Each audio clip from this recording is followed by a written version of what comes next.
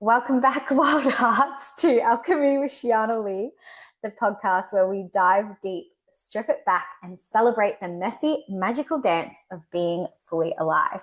Here we explore the places where the sacred meets the savage, the tender meets the wild, and where our truest self can come out to play.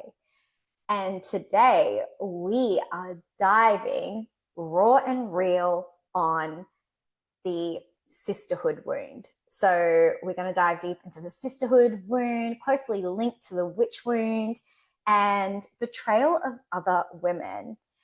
Now, I'm coming here pretty tender, moving through a betrayal of a woman at this moment in time. So I feel like it's tender, but I'm here and I'm going to start sharing it because I actually forgot how somatically impactful it is on our bodies when we get betrayed by another woman. And it's one of those core woundings that I see show up again and again with my clients, with women around me. And it is a very deep, visceral, guttural wounding that can feel so sticky and grotesque in our body that it needs to be spoken about, because I believe we all carry the remnants of this.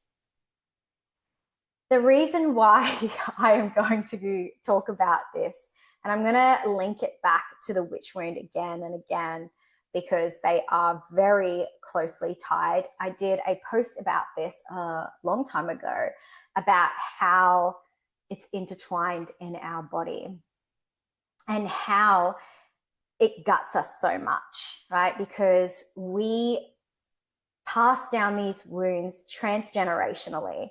So our mothers, and so on, continuing on for 7 generations, but I believe it is more. So you can imagine how insidious this wound is. When we look around society today, we are largely marketed competition culture against women. And so I believe this is very tied to being in competition with women and having to compete for our survival back in the ages, right? We actually were conditioned to compete against each other, but that is not the way we are in our natural being as women. We are not supposed to be in competition with women. We're actually supposed to be in collaboration with women. That is how we are actually biologically wired. That is how our wombs and the electromagnetic field of our wombs hums and pulses with other women. And we're amplifiers, right? So we're amplifiers, we're magnetic, and our wombs have their own electromagnetic field, and our hearts. And when we gather as women together, that is pulsed and pumped out and expanded. So we're actually really powerful together. We are so powerful together in our bodies, in our beings. And I believe that this is why we have this insidious wound that is marketed to us still to this day and age. But because most of us are carrying these ancient wounds of witch trials and being sold and being married off and pawned and fighting for survival back in the day where we couldn't survive without a man, it's why it's amplified in our bodies to this day and age. So it could be a simple betrayal of a woman building on your ruins. Oof, I see this again and again.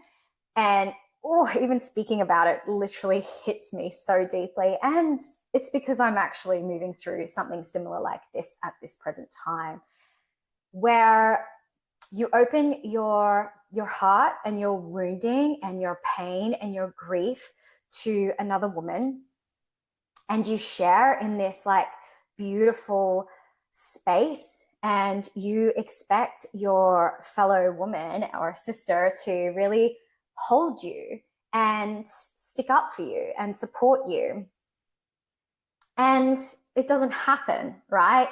They think for some reason that they're in competition with you, and then they will go and do something quite insidious and horrible and like build on your ashes or build on your downfall and ruin, because I believe that it is so heavily imprinted in their bodies and minds from the culture and society that we live in today, where women are out to get each other, or we have to fight for survival, or we're in competition, we have to look better and prettier and smarter, and we have to get the guy above somebody else. And it's actually false, inverted teachings in our bodies. And, you know, women fall for it. Women actually fall for it in this day and age. And it's so painful, and it hurts your heart so much when you get that and you receive that from another woman, because it is a core wounding for us as women when we are not held by other women, when we are not seen or understood or felt or energetically nurtured and supported by other women, which I believe we are supposed to be deeply. Like, I will never, ever be that woman that builds on top of another woman's ruins. And I will never, ever sit there and not believe a woman going through the pits of hell and going through absolute trauma and abuse and take that and run in another direction. It is absolutely gut-wrenching. And so I want to talk about this because I actually believe we as women heal with other women and in community. And so you can really see how when we show up to be around another woman, to share our wounds, to share our grief, and we are not held in that community space and they turn their face or their hearts away from us, how it can actually be a massive blow into our bodies, and not just emotionally, energetically, to our wombs. It's like a big womb rupture, right? Like, it actually is one of the deepest womb ruptures we can actually receive in this life. And then that really hinders us to show up further, to be held, to be supported, to be seen. And I see this a lot, especially having done a lot of like women's circles, community spaces, workshops, retreats, and such, where women will actually like suffocate themselves, keep themselves small and closed away, and not fully expressed out of absolute fear for other women, because they carry this deep sisterhood wound and this witch wound of not being able to be fully seen and it being used against us. So we see it again and again. Women will go through a complete shutdown and close off, and it's deeply traumatic for us because, as I stated, we heal in community. The way we are wired to open our throats and open our mouths and actually talk and vent and share. And that is the way it even helps our nervous system. It's the way we process and release things from our body and from our energy and from our field. So you can imagine when you've had these ruptures of women turning against you or using what you've shared against you or not believing you, you can actually create such a huge disconnect to your own healing and your own body wisdom and your trust in that.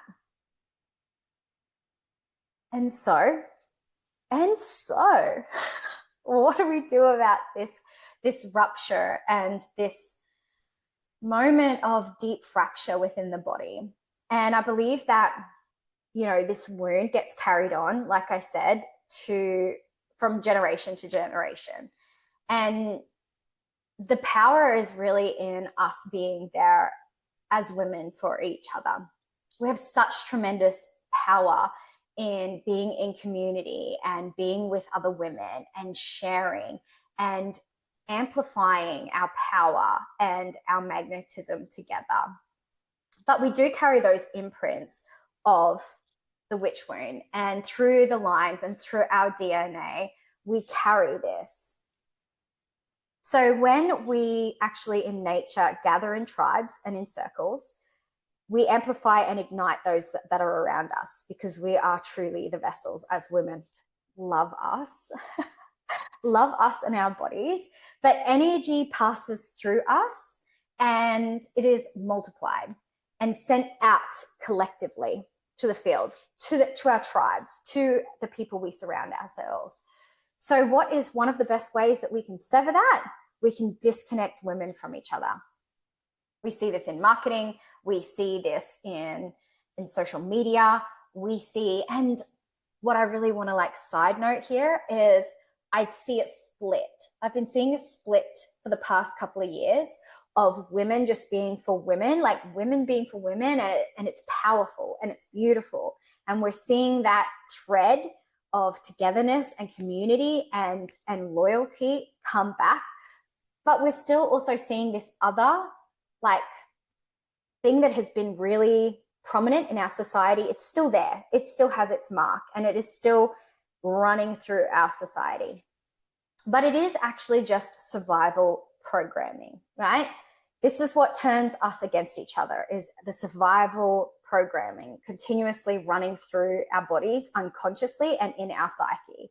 Sister against sister, woman against woman, it seeps through our cells. It is quite toxic.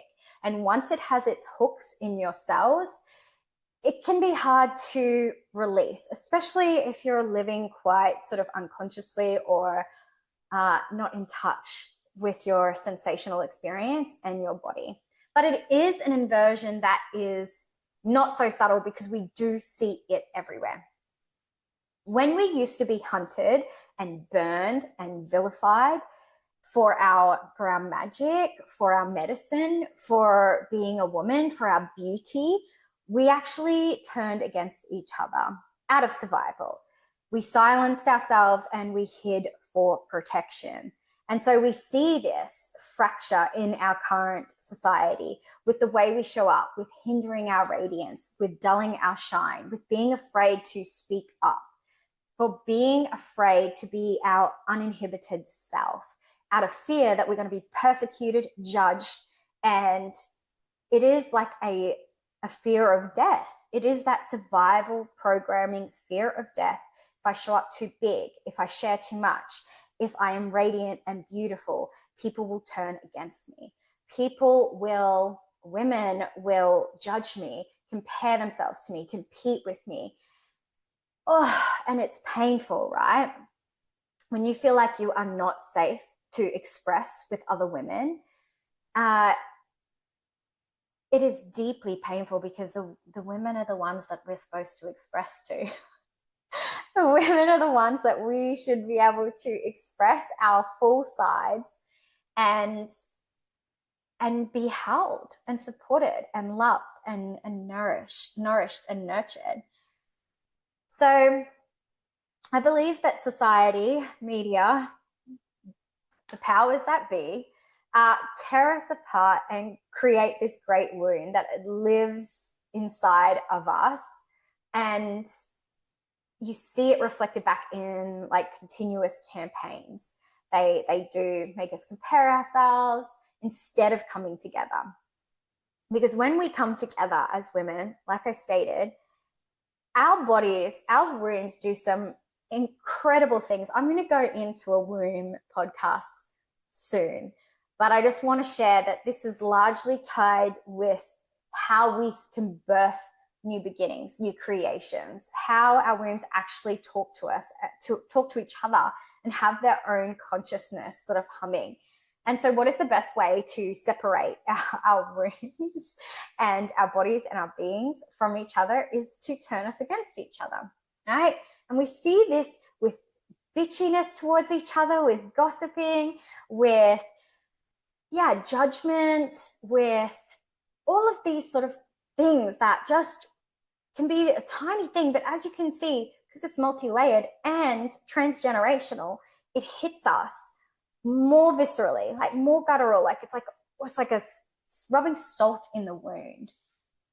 So I would love to share another point that one of the greatest masks we see in this sort of sisterhood witch wounding is being better than. And we see this in so many communities, that I am better than you because I am prettier, smarter, or better in some way or somehow. I see that programming that makes us more like objects more than actual women and human beings. And this is the original wound and pain. This is like the deepest layer, that we are not of an actual human essence, like core essence nature. It's we get objectified, and we objectify ourselves, further creating that deepening of the wound. And then we find it hard to get back to that original part of us that feels worthy and whole and powerful and beautiful, just as we are in our being. So this is why this has lasted for eons. We see this in subconscious programs that, really itch that wound within us to make us buy more, consume more, compare more, never feeling good enough, always feeling not pretty enough. And the only real way that I feel that this ache and this wound can have like this beautiful balm to it is to really come together and heal in community spaces. Ooh, I know, pretty edgy, right? Especially when you feel that ache and that wound. But we actually truly, as women, heal in community. We heal around our sisters. We heal talking, venting, sharing, being freely expressed in all sides and facets of ourselves, even the crazy, unhinged aspects. And women see that and go, yeah, like me too. I hear you. I see you. I got you. And I will ride for you. Because for so long, we have been taught the opposite of that.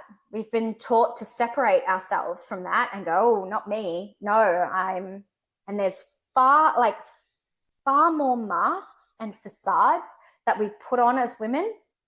Again, further solidifying that we are separate to other women. And I think this is why we're seeing such a huge uproar in TikTok at the moment, and women showing up as their like full crazy unhinged human selves. And I'm really here for it. I'm like, yes, go off. And we're seeing women celebrate them for just being so real, right? And I love this, because when you are actually seen and held and fully expressed and just alive and living, it does so much for your authenticity and who you are as a person, that I truly feel like that is what heals, is being fully authentic, being seen, being supported by women. And I love this aspect of TikTok and everyone just being so real and raw, instead of this polished version that we have seen in social media for a long time now, of like, this is how I present myself. And it's not true. Like, it's absolutely not true. But how we soak into this is just allowing others to be exactly as they are, without needing to control, belittle, berate, judge, for their full unbridled expression. And this is how our body somatically remembers the days long gone when we were actually interconnected and loved and held and supported and expressed. And over time, it's a lean-in process. Our body is reminded that it is safe to be around women. It is safe to be held. It is safe to share. It activates our hearts and our womb remembrance and our bodies. And it really just sort of harmonizes back to who we are in our true body as a woman, as a being of a woman in this lifetime, because this is what we were created for, to be in tune with ourselves and our being and our intuition and our magnetism, and to really be an anchor point solidified in the temple of truth. And we can't do this if we're constantly wearing masks and facades and pretending and having this polished version of us always on display. It doesn't really get to the undertones of who we are as human, as flesh and blood, and it's quite bypassy. So I believe that this new moment in time that we're moving into, where a lot of women are coming together and being more collaborative, being supportive, sharing with each other, showing up, is so healing for us. And this is how we sort of amplify things and create change, use the true architecture of our wombs. And yeah, I believe that this is powerful. But let's not forget about the actual fracture in our bodies when you feel that betrayal and you feel that ache. And this shows up a lot in the heart. Obviously, we feel it in our heart, and a lot in the throat, right? It's like the suppression of expression. So somatically, there is a tightness in the throat and a shutting down of the throat essence and our hearts, and definitely like this ache in the womb. So I will share that how we move back into somatically sort of integrating, releasing this sort of ancient wound of the sisterhood and the witch wound, you know, we actually have to get deep into our womb and do womb work, womb clearing, womb restoration. And this can look so many different ways. And yeah, move into like heart de-armoring, because heart and womb closely linked, and moving into a space of actually speaking truth, speaking up for yourself, setting boundaries, and really having your own emotional, energetic release and purge from the body can always be so powerful, because sometimes somatically you might feel these imprints and wounds in your body very differently. But this is just like mostly I see it in the heart, womb, and throat. And the throat, unblocking the throat can look like screaming, yelling, speaking up for yourself, saying truth. When you start spitting truth and speaking truth, it has like an energetic tone and quality that just unlocks the whole body just from that alone. Choose your women wisely moving forward. Allow yourself to be held by women who are incongruent with this sort of energetic alignment of loyalty and safety and trust, and knowing, yeah, that these imprints run deep and can be very insidious. So if you have experienced a rupture within your dynamic with a woman, whether it be your mother, an actual sister, flesh and blood sister, or other women who have turned their backs on you or shut you down or dimmed your light or your expression or not believed you when you spoke up, this one creates like an actual portal for you to drop into your body and create space. So going in and seeing what is there, what does it need to express and move energetically through your body. I don't believe that there is ever a list of things that and this is the way I work too. I don't believe that I go, yes, well, this is the wound and this is the tool that's going to fix it and save it. Like, I believe in listening to the consciousness of your body and the consciousness of the ache and the wound. So sitting with that shadowy piece of you or that dark piece of you or the remnant of you that is wounded and has been wounded, and getting deeper with it and asking it, where does it come from? Where did it begin? Who was it passed down by?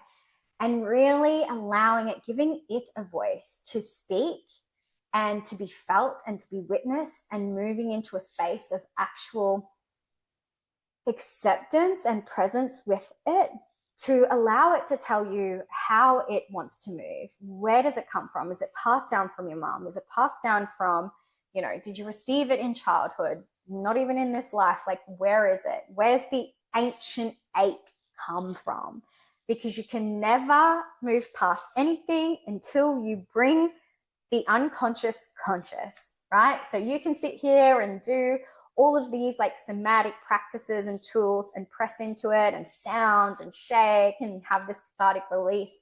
But at the end of the day, you've got to go in, you've got to get deep and dark with it and actually bring it to light. So being very clear, journal on it, light a candle, meditate with it, do the somatic practice of gestalt therapy where you grab some pillows, sit on one pillow, put the wound or the ache or the betrayal of this other woman on the other pillow, express, move through it, allow yourself to speak it out into the world.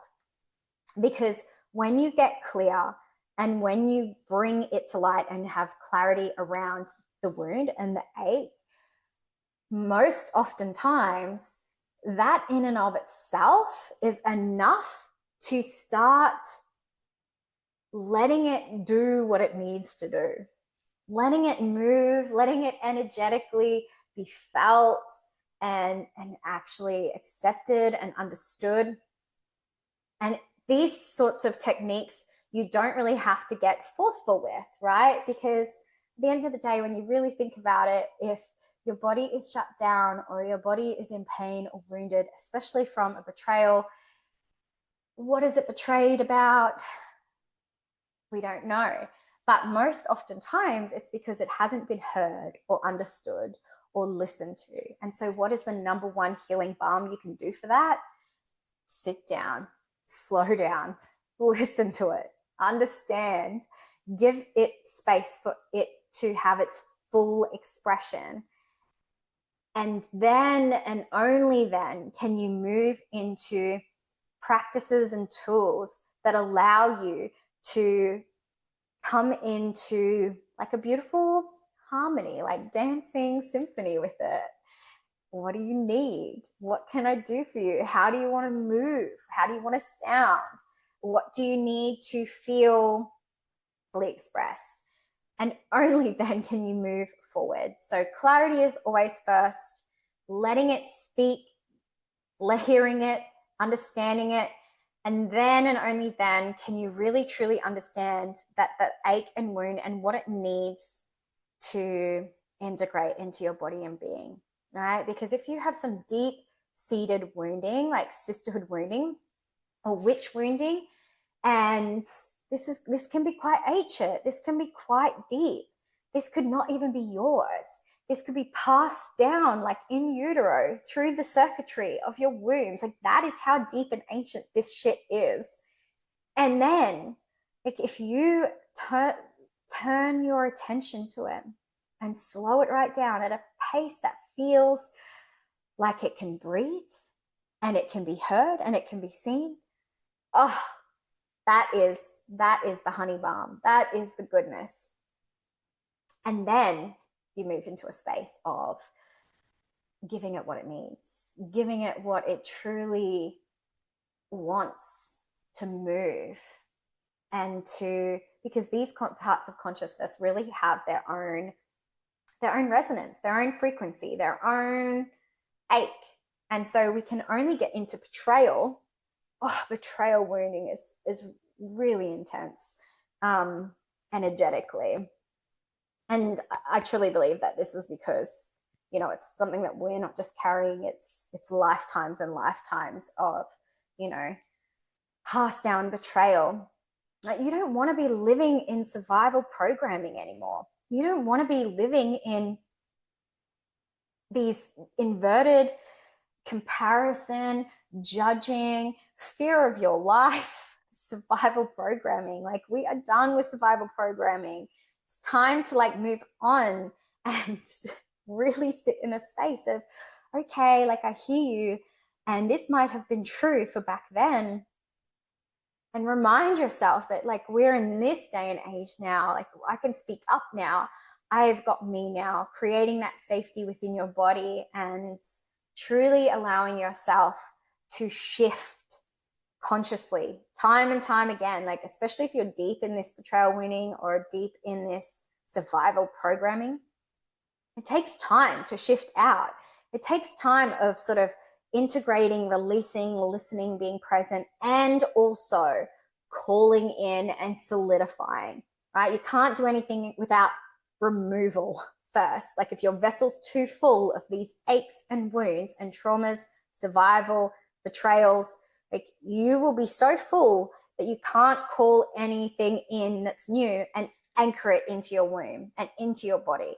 It just doesn't work like that. It has to be and both. Softly, slowly leaning in and leaning out of both of these until you feel the residue leaving and you're empty enough to actually hold on. You know, we can call in these beautiful things, but to actually anchor and hold on to in your body and being, it's a totally different story. And you actually have to be a little bit more empty for that to be truth and to be anchored as truth in your body moving forward. And so that's what I wanted to share. I kind of really went in there today, didn't I?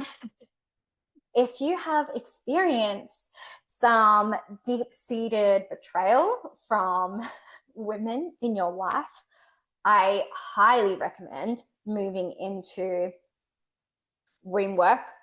The womb work, as I said, womb consciousness talks to each other, and yeah, we actually get so much information from each other's wombs. It's insane. We'll talk about that another day. And womb work is profound for this type of deep-seated betrayal and sisterhood wounding, as well as, of course, heart work and definitely moving into the realms of like deep DNA and blood work. And I will talk about that a little bit more deeper in another episode as well. But you can look some things up. Some DNA and blood work is, and I'm not talking about medical blood work and DNA work, but some deep cellular DNA rewiring. Profound. But also, yeah, speaking up, using your voice, leaning on your support network. As always, I say this, being held in community, finding spaces of women that are solid. Keep your circle small if you must, but keep it integral, right? Until you have built enough infrastructure within your own body and being that you really start not giving a fuck about how people perceive you, hold you, show up for you.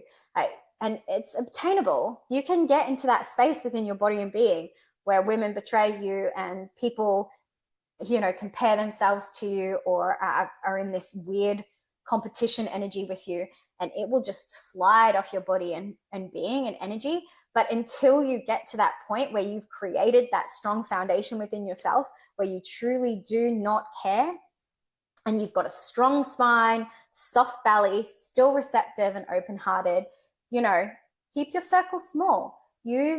Because your circle of trust and your circle of women are truly your healing lotion for this type of insidious separation wound that we feel from each other. And it's there, and it's prominent, and it's big. And most women actually have this and come to me with this. And it takes a while of leaning in, of softening, of opening, of receiving, of, you know, these tiny cuts of betrayal until you build that like strong internal self where truly you actually only start magnetizing these types of people towards you. Because not all women are your friends, unfortunately, and not all women have your back. And we need to know that as truth. And then also understand that it is only survival programming, and then these sort of like inverted types of teaching and campaigns that we're seeing that makes them out of alignment with actually truly how we're supposed to be as women in this world. So that is it, my loves, for today. That is the end of Alchemy with Sheeana Leigh. It's another ripple in the river of your becoming, of our becoming. Thank you for journeying with me today on Alchemy with Sheeana Leigh. If you're feeling lit up, cracked open, or curious to dive even deeper, I invite you to stay connected with me, join the conversation, and share your reflections by leaving a review, sending me a message, and really understanding that your voice matters here. I love receiving all of the goodness from these snippets of alchemy. So yeah, make sure you share, make sure you subscribe, and yeah, help the little beautiful algorithm get this medicine out into the world further. If you'd like to support this work and fuel the magic, you can buy me a coffee and explore my free offer, which is the Pleasure Codes book. It'll be down below on the show notes. It's your invitation to unlock the sacred pleasure and power that lives within you. So all the ways to stay connected and support this will be on the show notes. And I can't wait to hear how this episode has landed and how it has moved you. And I will see you on the next one.